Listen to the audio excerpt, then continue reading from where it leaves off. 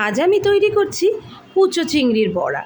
এই রান্নাটা সবাই তোমরা আশা করি জানো, তবু আমি কিভাবে এটা বানাই সেটাই একটু আজকে তোমাদের সাথে শেয়ার করে নেব। ভাতের সাথে যদি, গরম ভাতের সাথে যদি এই খাবারটা থাকে, আমার তো আর কিচ্ছু লাগে না। ব্যাস এই দিয়েই আমি সব ভাতটা খেয়ে নিতে পারবো। তোমরা কে কে ভালোবাসো খেতে কুচো চিংড়ির বড়া আমাকে জানিও কিন্তু। তো চলো আমি কিভাবে বানিয়েছি সেটা একটু দেখিয়ে দিই। আমি এখানে কুচো চিংড়িগুলো খুব ভালো করে ধুয়ে নিয়েছি, নিয়ে জল ঝরিয়ে একদম হাত দিয়ে চিপে শুকনো শুকনো করে নিয়েছি।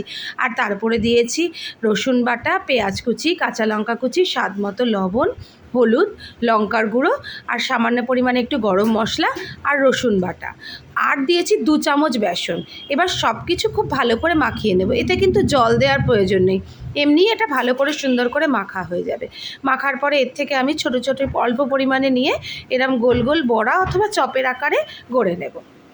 এগুলো বড়াগুলো তৈরি হয়ে গেলে আমি ফ্রাইং প্যানে তেল গরম করতে দিয়ে দিয়েছি। তেলটা যখন বেশ গরম হয়ে যাবে, এবার আমি বড়াগুলো এক এক করে ছেড়ে দেবো। এই সময় গ্যাসের ফ্লেমটা আমি লো টু মিডিয়ামে দিয়েই করেছি, খুব বেশি বাড়াইনি, বাড়ালে বড়াগুলো পুড়ে যেতে পারে। সেই কারণে লো টু মিডিয়ামে মোটামুটি মিনিট 3 দিলেই এক পিঠ ভাজা হয়ে যাবে। দেখো এক পিঠ এরকম লাল লাল করে যখন ভাজা হয়ে যাবে, আমি বড়াগুলোর উল্টো পিঠগুলো উল্টে দিয়ে বাকি উল্টো পিঠটাও ভেজে নেব। উল্টো পিঠটাও ঠিক লো টু মিডিয়ামে মিনিট 3, ম্যাক্সিমাম 4 মিনিট দিলেই খুব সুন্দর লাল লাল মুচমুচে করে ভাজা হয়ে যায়।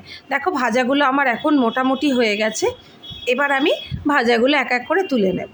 ব্যাস তৈরি হয়ে গেল গরম গরম কুচো চিংড়ির বড়া। এবার চাই শুধু গরম ভাত, ব্যাস আর কিচ্ছু না। আমার তো গরম ভাতের সাথে এটা যেদিন থাকে আর সেরমভাবে কিছু লাগে না, এই দিয়ে আমি সব ভাতটা খেয়ে নিতে পারি। তোমরা কে কে ভালোবাসো আমাকে অবশ্যই জানিও। আর তোমরা কে কীভাবে বানাও সেটাও কিন্তু জানিও। মুসুর ডাল বাটা দিয়েও আমি বানাই, তবে আজকে বেসন দিয়ে বানিয়ে দেখলাম। তোমরা কিন্তু আমাকে জানিও তোমরা কে কীভাবে বানাও, তাহলে আমি সেইভাবেও একবার বানিয়ে দেখব। আজ এই পর্যন্তই, টাটা।